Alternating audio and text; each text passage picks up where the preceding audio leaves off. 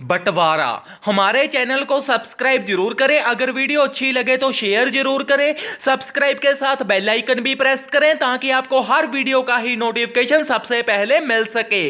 रोहन और सोहन दो भाई थे। दोनों ही एक दूसरे की तरक्की से बहुत ही जलते थे। दोनों को रात को नींद भी बहुत ही कम आती थी। उनको बस ये ही लगा रहता था कि पता नहीं मेरे भाई के पास क्या क्या है, मेरे पास तो कम है। और दूसरे को भी ये ही लगा रहता था। एक दिन दोनों ही बिना बात के ही लड़ने लग जाते हैं कि अब तो घर का बंटवारा होकर ही रहेगा। मगर उनके मां बाप भी अभी जिंदा ही होते हैं और रोहन और सोहन के दो दो पुत्र भी होते हैं। तो घर का बंटवारा होने का दिन भी आ जाता है और सब कुछ बराबर बांटने की बारी आ जाती है।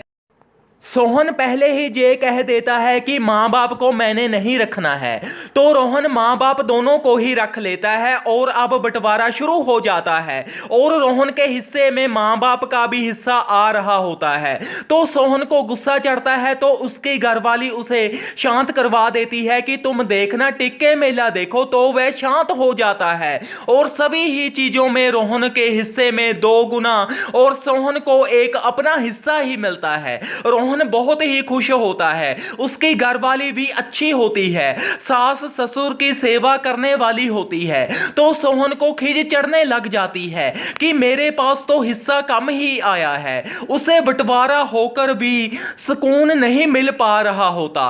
वह बहुत ही नाराज हो जाता है। धीरे धीरे वक्त बीतता है। सोहन को एक लॉटरी निकल आती है और सोहन उसका एक प्लाट खरीद लेता है। और रोहन तो जल रहा होता है कि इसने तो मेरे से बढ़कर भूमि खरीद ली है। अब मेरे पास तो मां बाप की भी बीच में मिलाकर सोहन से कम ही लगती है। पर ऐसे होता नहीं है। दोनों के पास अब बराबर बराबर ही हो गई होती है। पर उनकी रातों की नींद अब भी वैसी ही होती है जैसे कि बंटवारे के पहले होती थी।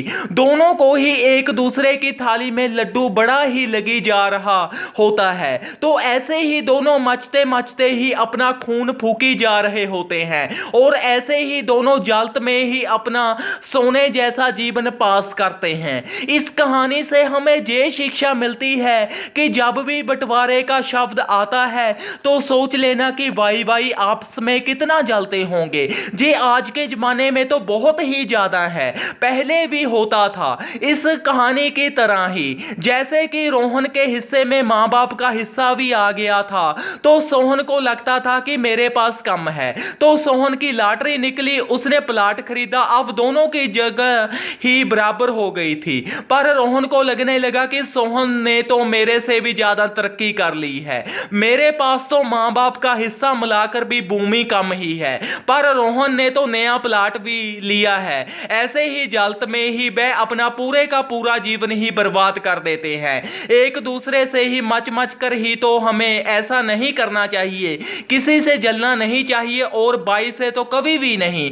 अगर घर वालों में ही एका खत्म हो जाएगा तो बाहर वालों का तो क्या ही कहना। धन्यवाद। इस कहानी को ज्यादा से ज्यादा शेयर करें। अगर आप चैनल पर नए हो तो चैनल को ज्यादा से ज्यादा सब्सक्राइब करें और बेल आइकन को प्रेस करें ताकि आपको वीडियो का नोटिफिकेशन मिल सके।